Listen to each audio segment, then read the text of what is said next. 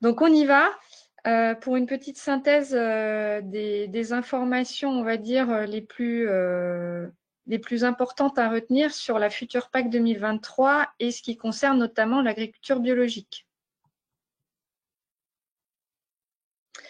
Donc, tout d'abord, nos sources proviennent donc de la version de juillet 2022 du nouveau plan stratégique national, qui a donc été approuvé par la Commission européenne, de la FNAM, notre tête de réseau national, et de nos échanges avec la région et la DRAF Nouvelle-Aquitaine. Et les informations qu'on vous présente, comme l'a dit Catel, sont celles qu'on a au jour d'aujourd'hui. Il en manque encore. Et tout le volet des MAEC, donc les mesures environnementales et climatiques, n'est toujours pas acté. Donc, on ne pourra pas vous le présenter ce matin. Ce sera dans un deuxième temps avant la fin de l'année. Donc, un petit retour sur l'architecture globale de la PAC. Donc, on garde les deux piliers. Le premier pilier avec les droits à paiement de base qui reste le Lego, on va dire, le premier Lego à acquérir pour pouvoir bénéficier des aides du premier pilier qui vont se dérouler comme telles désormais. Donc, les DPB, l'éco-régime, le paiement redistributif, l'aide au paiement, l'aide JA, Jeunes Agriculteurs de la PAC, et les aides couplées. Et le pilier 2 ne change pas par rapport à 2022, puisqu'on a toujours les aides à la conversion bio, les MAEC, comme on disait tout à l'heure, et l'ICHN dans la PAC.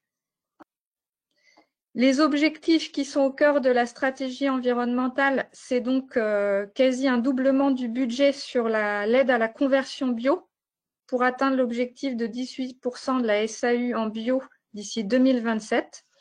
Donc ça reste donc un objectif affiché en France et donc un motif pour des conversions prochaines, on l'espère.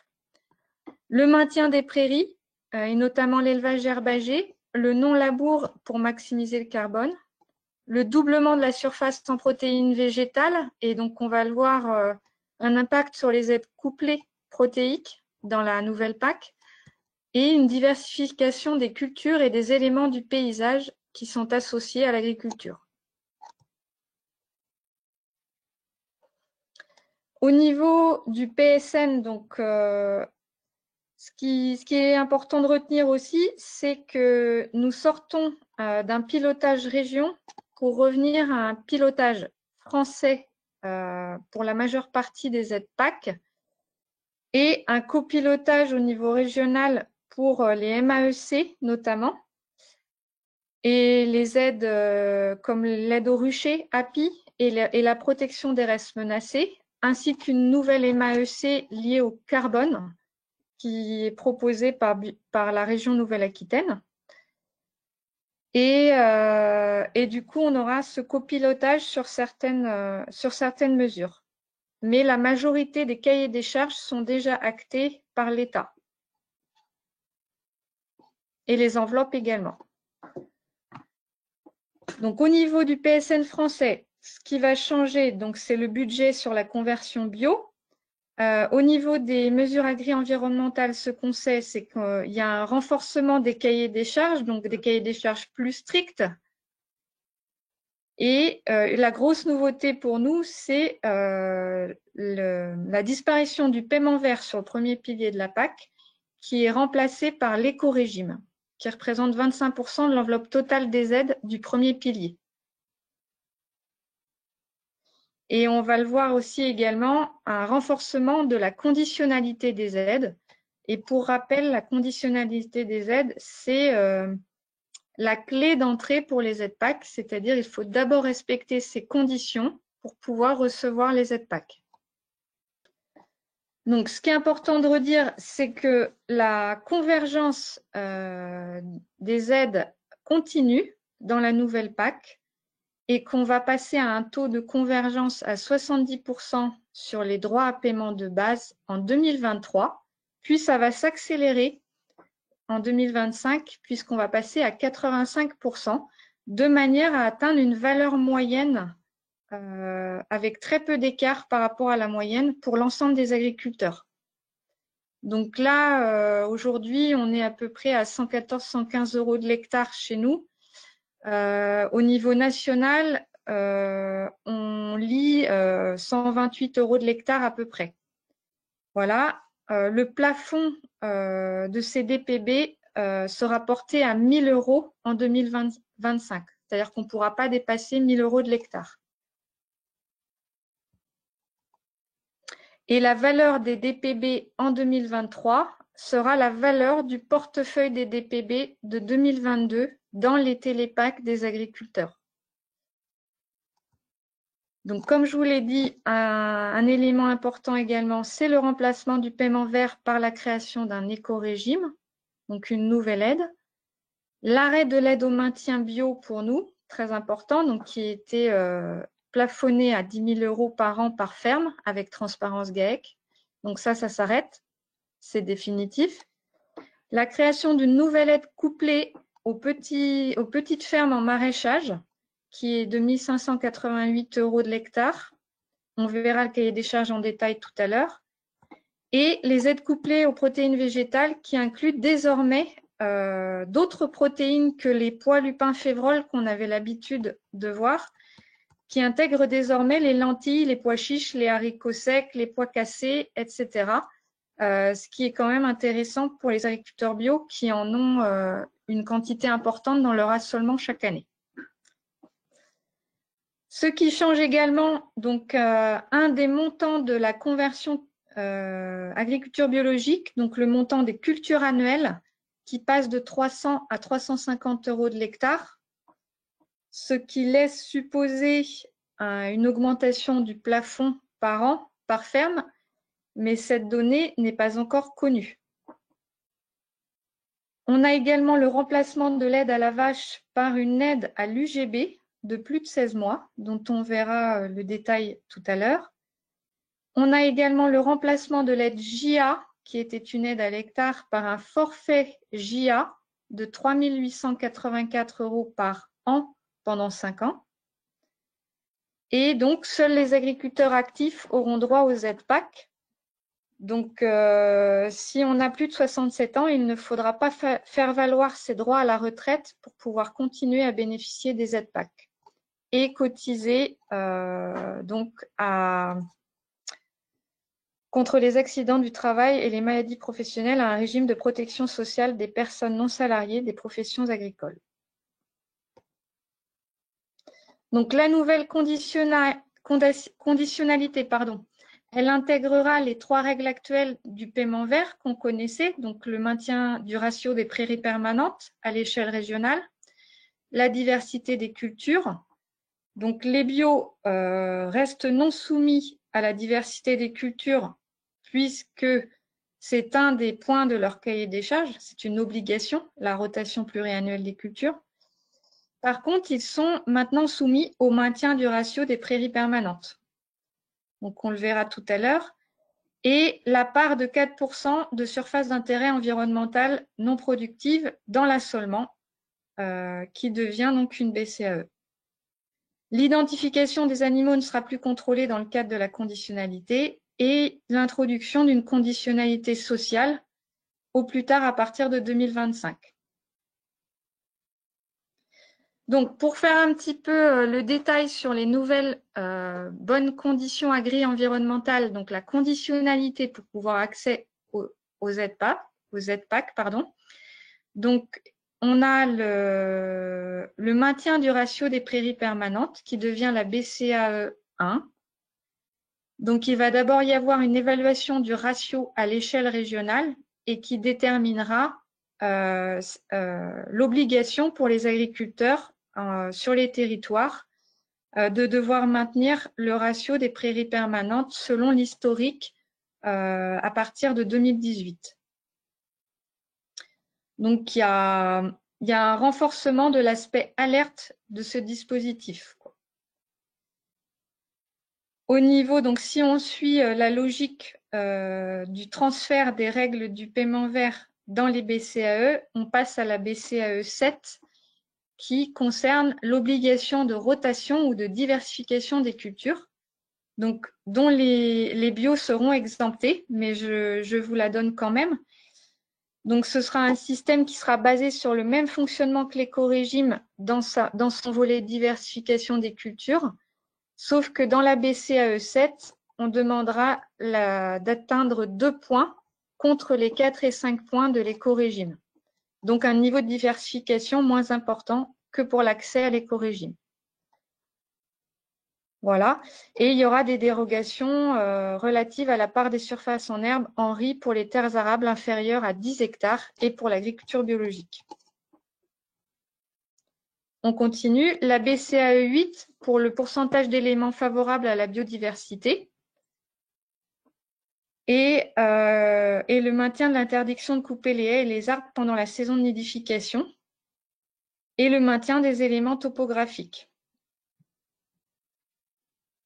La BCAE 4 qui concerne donc les bandes tampons avec une nouvelle mise en œuvre puisqu'elle sera étendue, non seulement elle était donc obligatoire sur les cours d'eau vulnérables, et maintenant elle est étendue aux canaux et fossés sous forme de bandes de 1 mètre de large avec interdiction d'usage phyto et pas de changement pour la largeur minimale applicable sur le long des cours d'eau.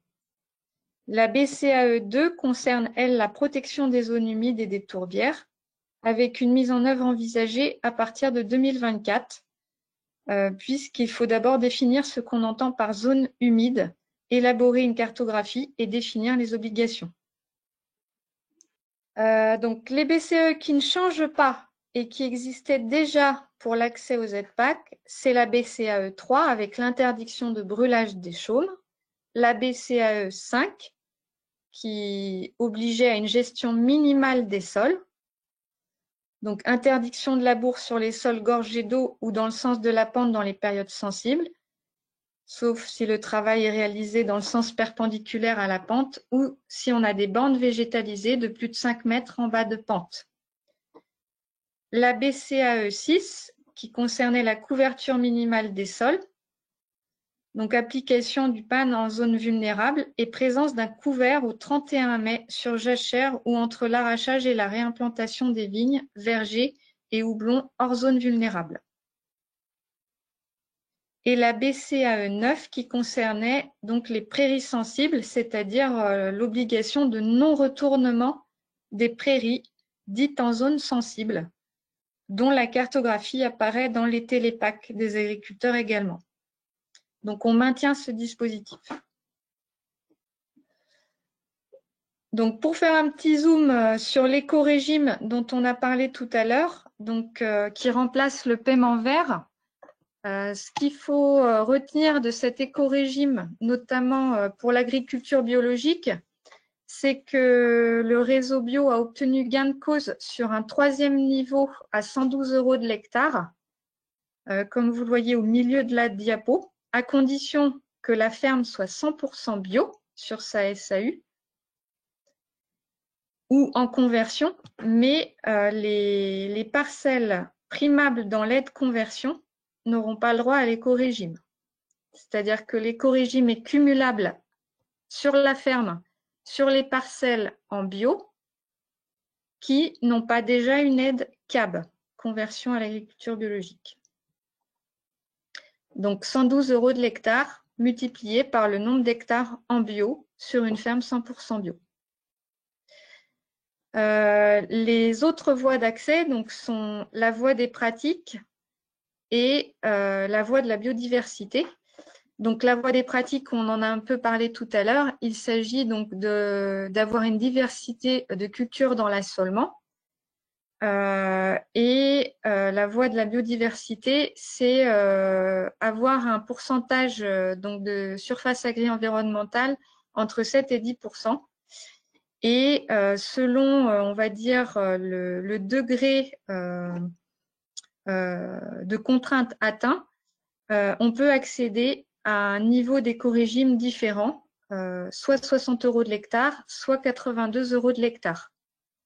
Donc pour les bios, effectivement, c'est plus facile d'y accéder par la voie de la certification, c'est-à-dire on est certifié bio par un organisme de contrôle chaque année, donc on accède aux 112 € de l'hectare. Point. Sans passer par la moulinette des pratiques qui seront relevées dans le télépack pour les agriculteurs autres que bio. C'est valable également pour le niveau 3 HVE de la certification environnementale qui peut accéder aux 82 € de l'hectare et aux bio qui ne souhaiteraient pas se faire certifier et qui souhaiteraient passer par la voie des pratiques ou la voie des surfaces agri-environnementales.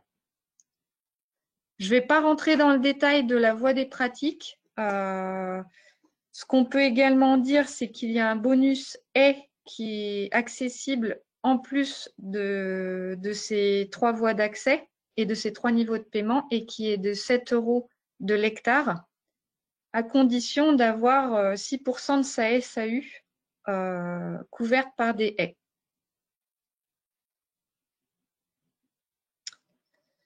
Sur les aides couplées, on va refaire un petit zoom sur les montants hectares, puisque certaines vont changer et d'autres pas. Comme ça, vous les aurez toutes. Donc, ce qui est prévu sur les aides ovines, c'est 23 € par brebis, plus 2 € pour les 500 premières brebis, plus 6 € pour les nouveaux éleveurs ovins installés depuis moins de 3 ans et pendant 3 ans consécutifs. L'aide caprine à 15 € par chèvre. L'aide bovine, donc on va la voir en détail après, mais il y a 2 montants, donc 60 et 110 € par UGB. L'aide aux veaux sous la mer et veaux bio à 66 € avec les mêmes conditions d'accès que la PAC précédente. L'aide aux légumineuses fourragères pures ou en mélange à 149 € de l'hectare avec les mêmes conditions d'accès que les années précédentes. L'aide aux protéagineux, aux légumineuses déshydratées ou aux légumineuses porte-graines sous contrat qui passe à 104 € de l'hectare. L'aide au petit maraîchage, qui est nouvelle, 1588 € de l'hectare. L'aide aux semences de graminées prairiales qui est à 44 € de l'hectare. Et l'aide aux chanvres, pardon, j'ai quelque chose qui cache ma diapo. Donc ça devait être l'aide aux chanvres qui est à 98 € de l'hectare.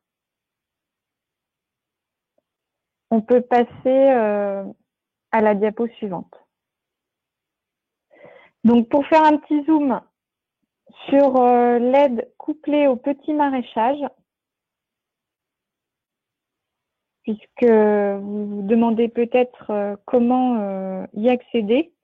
Donc, il faut que le demandeur soit agriculteur actif, bien sûr, qu'il ait accès au DPB, puisque c'est une aide couplée, et qu'il exploite au minimum 0,5 hectares de légumes et maximum 3 hectares de légumes ou petits fruits. Alors, la liste des petits fruits et des légumes va être définie dans la réglementation nationale, mais la liste n'est toujours pas visible, donc on ne la connaît pas actuellement.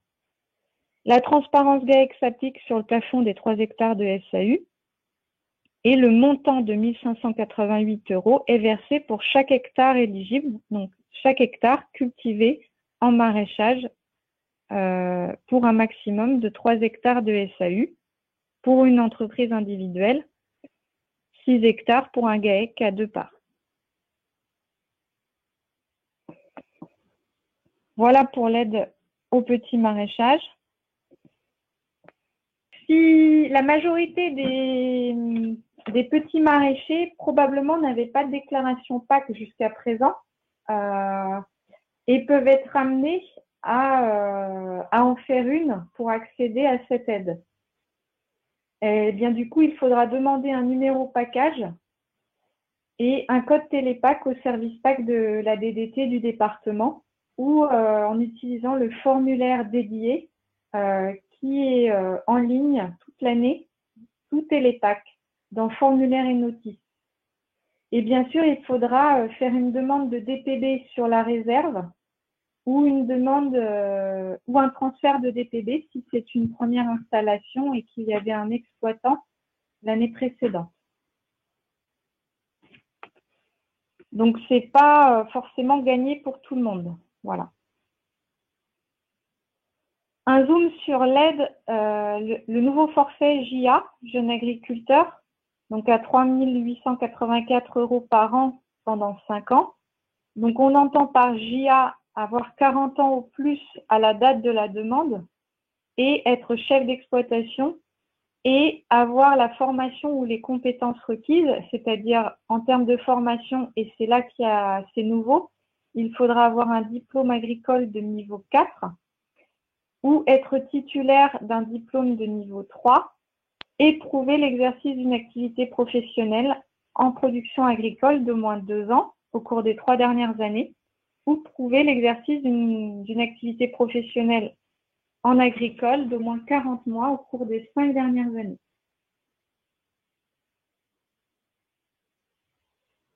Donc, dans l'ancienne mouture, il fallait juste pouvoir justifier d'un diplôme de niveau 4. Et là, il faut que ce soit un diplôme agricole. Un petit zoom sur les aides bovines. Donc, anciennement, on avait l'aide aux bovins allaitants et l'aide aux bovins laitiers, qui est donc remplacée par une aide à l'UGB. Seront éligibles les animaux de plus de 16 mois et qui sont restés au moins 6 mois sur l'exploitation. Et les fermes qui ont, les fermes d'élevage, bien sûr, qui ont un minimum de 5 UGB. Alors, on parle des UGB-A, donc les UGB allaitantes, ce sont les mâles engraissés et les femelles à viande. Et on parle des UGB-B, donc c'est les UGB laitiers et mixtes, que sont les femelles laitières et mixtes et les autres, primables à 60 € par l'UGB. Et il y a plusieurs systèmes de plafonnement, donc un plafond de 120 UGB-A et de 1,4 UGB par hectare de surface fourragère et un plafond à 40 UGB-B valorisé au maximum. Alors, je vais vous faire un exemple, ce sera peut-être plus parlant. En tout cas, retenez que c'est une aide pour inciter donc, la filière allaitante. Il y a une valorisation également des animaux d'engraissement, mais pas forcément des structures spécialisées.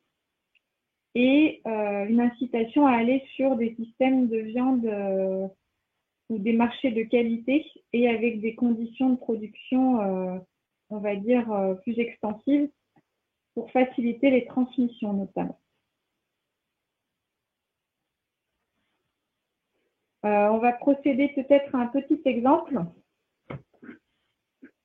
Donc, la première étape pour savoir comment primer ces animaux, c'est de regarder les UGB qui ont plus de 16 mois et qui sont depuis plus de 6 mois sur l'exploitation par rapport à la date de référence qu'on ne connaît pas aujourd'hui.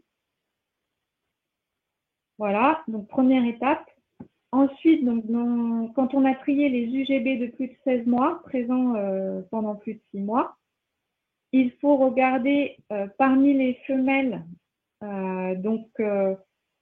si elles sont considérées comme des races à viande ou des races à lait mixtes. Donc, si c'est des races à lait, on sera vers le prix à 60 € de l'UGB. Et si c'est des races à viande, on continue l'identification. Et du coup, il y a une nouvelle règle qui s'applique, c'est le nombre de veaux. Donc, il ne faut pas dépasser, alors c'est là où ça devient compliqué, que je m'exprime bien. Les UGB, donc prix fort, ce seront à la fois les UGB éligibles mâles, viande ou laitier, dans la limite du nombre de mères. Donc, c'est pour ça qu'on a une histoire... c'est limité à 2 fois le nombre de veaux et les UGB éligibles femelles dans la limite de 2 fois le nombre de veaux sevrés de race à viande. C'est là où ça se complique. Du coup, il faut bien dérouler ces effectifs UGB. Dans un premier temps, les femelles et dans un second temps, les mâles. Et regardez également voilà, les veaux sevrés.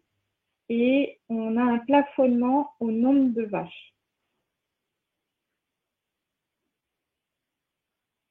Donc, si on prend un exemple, on a une exploitation individuelle où on a 83 hectares de SFP avec le même calcul que l'ICHN. La surface fourragère comprend à la fois les prairies et les céréales autoconsommables de l'exploitation.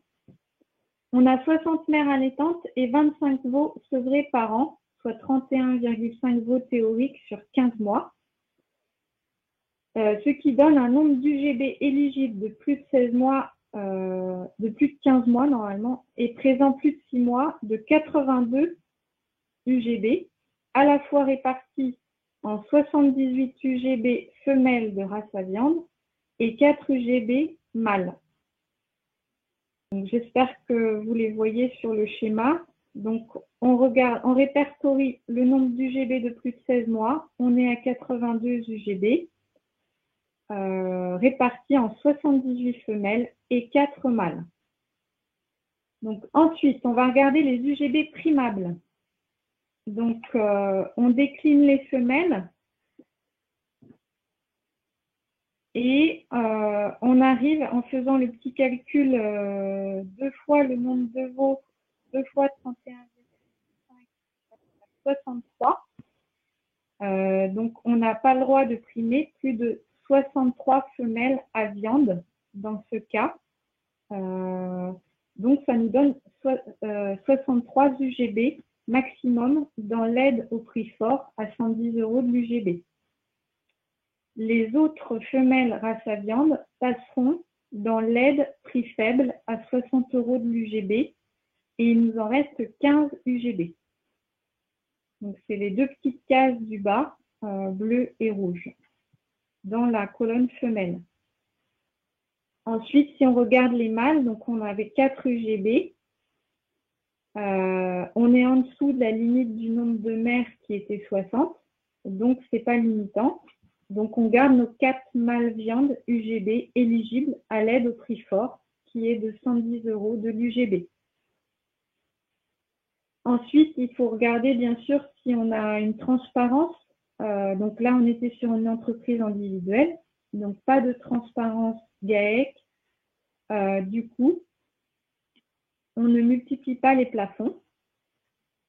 Et comme on était déjà sous les 120 UGB pour le prix fort, puisqu'on est à 63 UGB, on reste à 110 € pour ces 63 UGB. Est-ce que tu peux repasser à la diapo suivante, s'il te plaît? Ah non, si, c'est bon, c'est bon, c'est bon. Excuse-moi. Pour les UGB prix faibles, on est à 15 UGB femelles qui restent et donc on est en dessous du plafond des 40 UGB. Donc on reste 15 UGB éligibles à 60 € d'UGB. Voilà, donc ça c'est une petite mécanique assez compliquée, je dirais. Pour moi, c'est la plus complexe de la nouvelle PAC. C'est pour ça que c'est intéressant de s'équiper de calculateurs pour estimer les aides dans la nouvelle PAC, que c'est une mécanique assez complexe. Si on revient, donc là on a fait à peu près toutes les aides du premier pilier. Si on revient sur les aides du deuxième pilier, donc je vous disais que les montants CAB des cultures annuelles, la catégorie culture annuelle, passait de 300 à 350 € de l'hectare par an.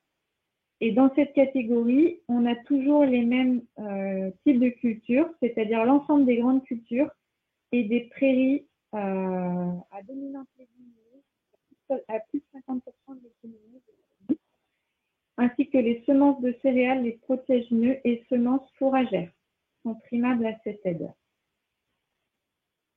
Les autres montants pour les autres couverts ne changent pas. Donc, toujours 44 € de l'hectare par an pour les landes estives et parcours associés à de l'élevage qui passent en bio.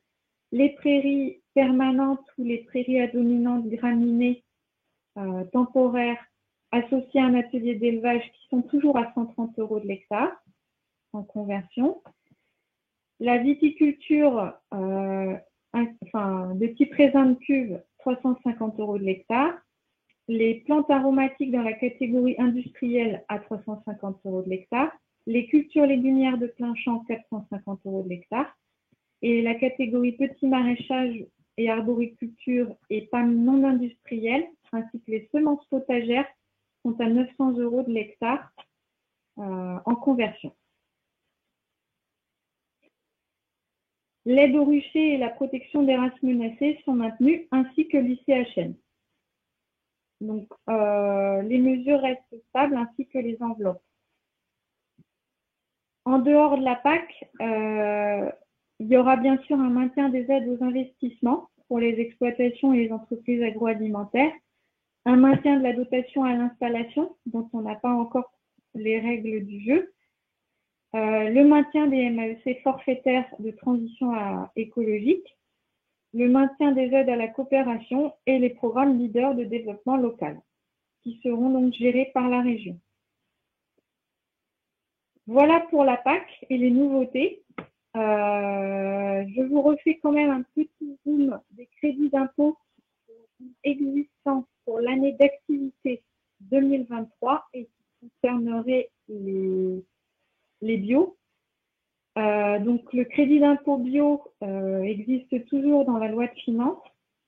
Il est toujours donc pour l'année 2023, l'année d'activité 2023, d'un maximum de 3 500 € par an, avec un cumul possible avec l'aide bio PAC, donc la seule qui reste, c'est l'aide conversion, jusqu'à 4 000 €. Ça veut dire qu'il ne faut pas déjà toucher 4 000 € d'aide conversion dans sa PAC 2023 pour demander un crédit d'impôt bio.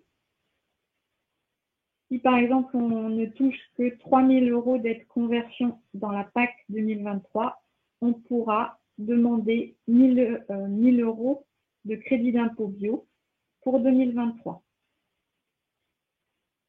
Et la transparence GAEC s'applique. S'il y a des bios qui sont certifiés HVE, ils peuvent également être éligibles au crédit d'impôt HVE, puisque depuis 2021, on a un crédit d'impôt qui s'est ouvert à 2 500 € par an, qui est accordé une seule fois en 2021 ou en 2022. Donc, ceux qui ne l'ont pas demandé en 2021, ils pourront le demander pour l'année d'activité 2022. Et il est cumulable avec le crédit d'impôt bio jusqu'à 5 000 € par an, seulement une fois.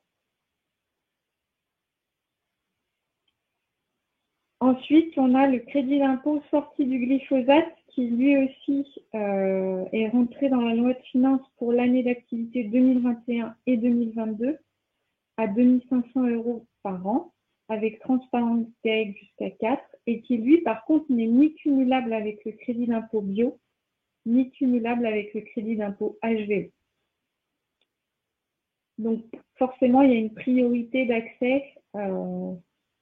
Comme le crédit d'impôt bio est plus fort, donc d'abord on regarde ce qu'il y a dans les aides PAC en aide bio, ensuite on regarde, suivant les cahiers des charges, ce qu'on peut demander en crédit d'impôt.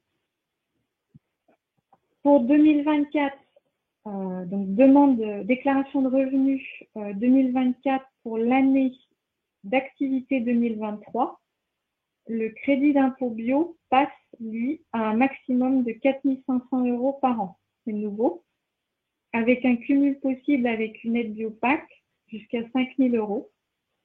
Il est cumulable avec l'éco-régime et il y a la transparence GAEC qui s'applique également. On ne va parler que du crédit d'impôt bio et point d'interrogation sur le crédit d'impôt HVE et sortie du glyphosate pour lesquels on n'a pas d'infos supplémentaires suite à l'année d'activité 2022. Donc, les cas de figure. Pour que ce soit plus simple à comprendre, je vous propose donc un exemple, enfin 2 exemples même. On va prendre le cas d'une ferme céréalière de 100 hectares en bio avec 10 hectares en conversion bio. et dans son affolement, 7 hectares de luzerne vendus à un éleveur, 30 hectares de culture protéique, dont 10 hectares en févrole, 20 hectares en lentilles, pois chiches, haricots, etc. 7% de haies dans la SAU et un jeune agriculteur. Du coup, dans la programmation 2015-2022, une ferme de ce type, donc dans la PAC 2015-2022, une telle ferme aurait bénéficié donc de 12 000 € de DPD à peu près, 2 500 € d'aide aux 52 premiers hectares à peu près, 8 400 € de paiement vert environ, une aide JA à l'hectare de 2 210 € au total sur les 34 premiers hectares. Il n'y avait pas d'éco-régime, il n'y avait pas de bonus haie, une aide couplée sur la luzerne de 1050 hectares sur les 7 hectares de luzerne, une aide couplée aux protéagineux uniquement sur la févrole, puisque les autres cultures protéiques n'étaient pas encore éligibles, donc seulement 10 hectares. L'aide conversion donc sur les 10 nouveaux hectares à 300 € et une aide au maintien, puisque la ferme est 100% bio, à 10 000 €, puisqu'il y a suffisamment d'hectares, soit un total de 40 156 €. Dans la nouvelle PAC, une telle ferme, donc on verrait ses DPD un peu augmentés jusqu'à un niveau moyen, donc on a estimé à 12 800. L'aide aux 52 premiers hectares ne change pas, toujours autour de 2 500 €. Le paiement vert n'existe plus. L'aide JA devient un forfait de 3 884 €. L'éco-régime bio s'applique, donc 112 € de l'hectare pour les 100 hectares de la ferme. Le bonus est s'applique, on avait 7 € de l'hectare. Karine, on ne t'entend pas très bien. Est-ce que tu peux rapprocher ton micro, s'il te plaît? L'aide couplée luzerne qui s'applique sur les 7 hectares de luzerne à 150 € et l'aide aux cultures protéiques qui concerne désormais donc les cultures telles que les haricots secs, les lentilles et les pois chiches. Et on en a 30 hectares, donc à 104 €, ce qui fait 3 120 €. L'aide à la conversion qui est passée de 300 à 350, donc x 10 hectares, 3 500 €.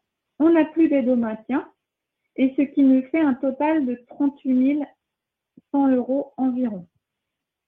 Donc on remarque que sur une ferme céréalière type, on a donc cette baisse annoncée des aides au maintien, mais qui est relative, puisqu'au total, on a 2 000 € d'écart entre la PAC 2022 et la PAC 2023. Donc ça, c'est un exemple, effectivement, mais ça nous permet de relativiser la baisse des aides PAC sur un système céréalier avec un taux de culture protéique important, qui est de 30%.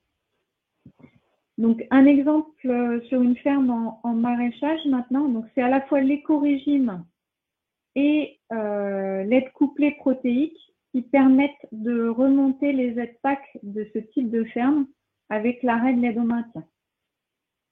Et on peut ajouter bien sûr, excuse-moi Catel, j'ai pas fini, le crédit d'impôt bio qui sera demandé lui dans la déclaration 2024,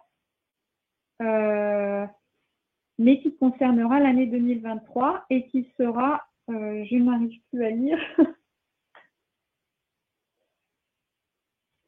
qui sera donc, si on effectue la règle de cumul avec l'aide conversion, qui dans ce cas précis est de 3 500 €. Donc, on fait les 4 000 moins 3 500 € d'aide PAC conversion. Il nous restera 500 € de crédit d'impôt à demander en 2024 pour l'année 2023 pour ce type de ferme. Pour cet exemple.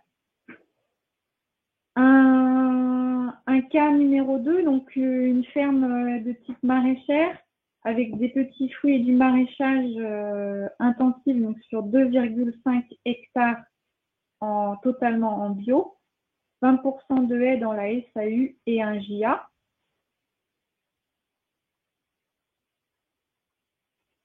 Donc, dans la PAC 2015-2022, ce type de ferme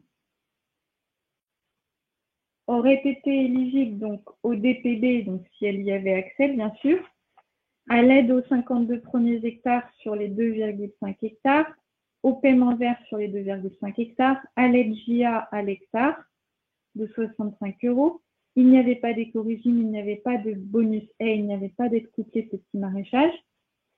Les 2,5 hectares étaient éligibles à l'aide au maintien à 600 €, qui nous fait un total PAC de quasiment 2300 €. Et cette même ferme était par ailleurs éligible au crédit d'impôt bio en faisant la règle du cumul de 4 000 moins les 1 500 € d'aide au maintien, soit 2 500 de crédit d'impôt demandable l'année suivante dans la déclaration de revenus. Désormais, dans la nouvelle PAC, une ferme maraîchère de ce type donc continue de recevoir ses DPB, ainsi que l'aide aux 52 premiers hectares. Le paiement vert n'existe plus. L'aide JA passe sous la forme d'un forfait de 3 884 €. L'éco-régime bio s'applique sur les 2,5 hectares à 112 € de l'hectare. Le bonus L s'applique puisqu'on est au-delà des critères d'éligibilité. L'aide couplée petit maraîchage s'applique puisqu'on est à moins de 3 hectares de SAU en maraîchage petits fruits, donc 2,5 fois 1 588 €. L'aide au maintien n'existe plus et nous atteignons un total PAC de 8 700 € environ, ce qui est beaucoup plus qu'avant. Et on a toujours l'éligibilité au crédit d'impôt bio pour la déclaration de revenus 2024 pour l'année 2023, qui est là donc de 4 500 € puisqu'on n'a plus d'aide PAC bio. Donc, on a la totalité du crédit d'impôt qui s'applique. Alors, en termes de cumul possible, on peut donc demander l'éco-régime bio et cumuler le crédit d'impôt bio plein de 4 500 € par ferme par an. Si la ferme a un contrat d'aide conversion à l'agriculture biologique inférieur à 4 000 €, on peut imaginer également un cumul éco-régime bio sur les parcelles bio, aide CAB sur les parcelles en conversion, et comme on est inférieur à 4 000 €, un cumul avec le crédit d'impôt bio en faisant le calcul 4 000 moins ce qui est touché en aide CAB. Et on a également le cas du contrat d'aide CAB sur la ferme qui dépasse les 4 000 €. Et donc, le cumul avec le crédit d'impôt bio n'est plus possible. On peut alors orienter la ferme vers une demande de crédit d'impôt sans glyphosate éventuellement. Ce qui est important, c'est également de saluer le travail du réseau FNAB sur les 2 nouveaux acquis de 2022, à la fois la revalorisation du crédit d'impôt bio qui passera pour l'année d'activité 2023 de 3 500 € par ferme par an maximum à 4 500 € par ferme par an maximum, et la création de ce fameux 3e niveau dans l'éco-régime spécifique à la bio, aux fermes 100% bio, qui n'est donc plus de 82 € hectare, mais de 112 € hectare par an pour les parcelles certifiées en bio.